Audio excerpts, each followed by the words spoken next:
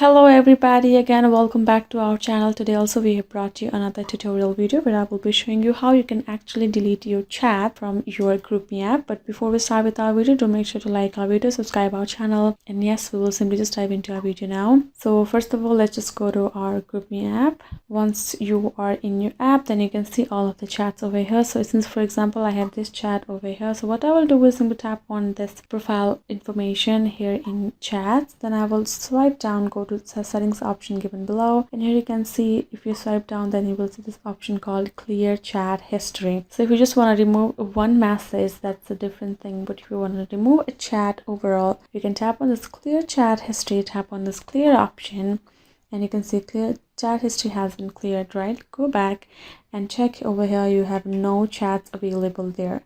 So this is how you can simply do it. I hope this video was helpful to you guys, and yeah, thank you so much for watching our video till the end, and yeah, I'll see you guys next time.